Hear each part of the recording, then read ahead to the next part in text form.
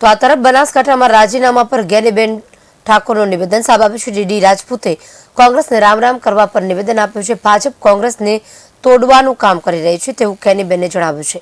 ભાજપમાં જનારા લોકો પાસે જનતાએ જવાબ માંગવો જોઈએ। જે લોકો ગયા છે તેમના આશીર્વાદ પણ અમારી સાથે છે। કયા કારણોસર ગયા છે તેની પણ જાણ અમને છે। ગઈકાલે મેં એમને કીધું હતું કે તમે રાજધર્મ નિભાવો। ડીડી રાજપૂત રાજધર્મ નિભાવશે એનો મને ભરોસો છે।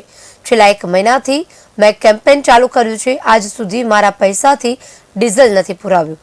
બનાસકાંઠાની જનતા મારી સાથે છે તેવું નિવેદન ગેનીબેન ઠાકોરે આપ્યું છે। સમગ્ર ગુજરાતમાં અને દેશની અંદર ભારતીય જનતા પાર્ટી એ 400 પારની વાતો કરે છે, પણ આજે ચૂંટણી જાહેર થઈ ગઈ, મોટા ભાગે ઉમેદવારો જાહેર થઈ ગયા। આજે ક્યાંક ને ક્યાંક કોંગ્રેસને તોડવા માટેનું, ભરતી મેળો કરવા માટેનું ભારતીય જનતા પાર્ટીનું કામકાજ આજે પણ ચાલુ છે। હું જે જાહેર જીવનના વ્યક્તિઓ માટે એક જ કહીશ કે કોઈ પણ વિસ્તાર હોય, કોઈ પણ સમાજ હોય કે જ્યાં એને નેતૃત્વ કર્યું હોય, એવા જે આગેવાનો ભારતીય જનતા પાર્ટીમાં જાય એની પાસે જે તે તાલુકાની જનતાએ, જે તે સમાજના પ્રતિનિધિ હોય એને એના સમાજે પૂછવું પડે કે જે ભારતીય જનતા પાર્ટીમાં ગયા હોય એ સમાજ માટે ગયા છે, કોઈ જે તે વિસ્તારના પ્રાણ પ્રશ્નો હોય તો એના ઉકેલ માટે ગયા છે।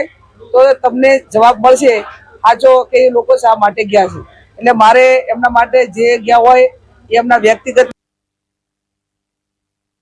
જનતા પાર્ટીની સામદામ દંડ અને ભેદની જે રાજનીતિ છે એ રાજનીતિને વશ થઈને ક્યાંક ગયા હોય, પણ કોઈ સમાજનો આગેવાન કે કોઈ વિસ્તારનો આગેવાન એક વ્યક્તિગત માટે જાય તો એના હાથે એનો સમાજ એમાં જોઈન્ટ થઈ ગયો છે કે વિસ્તાર જોઈન્ટ થઈ ગયો છે એવું નથી।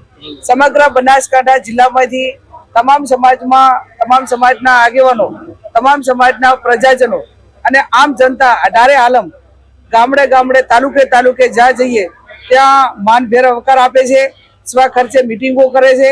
મેં આજે જાહેરમાં કીધું કે મેં 1 મહિનાથી કેમ્પેન ચાલુ કર્યું છે, પણ 1 મહિનામાં આજે સુધીમાં ઉમેદવારે મેં પોતે મારી ગાડીમાં ડીઝલ એ મારા પૈસે નથી નાખ્યું। પ્રજાએ મને જ્યાં જો ત્યાં 4000 આપે, 5000 આપે, 10000 આપે। આનાથી બીજો જનતાનો અવાજ અને જનતાની લાગણી બીજી કઈ હોઈ શકે નહીં। એટલે જે કઈ ગયા હોય એના હાથે બધા આગેવાનો કે સમાજ ગયો નથી, અને એ ગયા છે તો પણ એમના આશીર્વાદ અમારી સાથે છે। કોઈ કયા કારણસર ગયા છે એ અમને બધાને જાણ છે ને અમને કહીને પણ ગયા છે।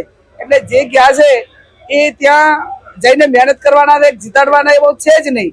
એ આજે પણ જ્યારે ફોન કરીને ગયા હોય એના આગલા દિવસે આખી રણનીતિની કઈ રીતે અમને મદદ કરશે એ વાત અમને કરીને ગયા કે જે આગેવાનો ગયા હોય એના હાથે કોઈ સમાજ જતો નથી। આજે ધારો કે હું ડીડી રાજપૂતની વાત કરું તો ગઈકાલે મેં એમને કીધું હતું કે તમે રાજધર્મ નિભાવજો।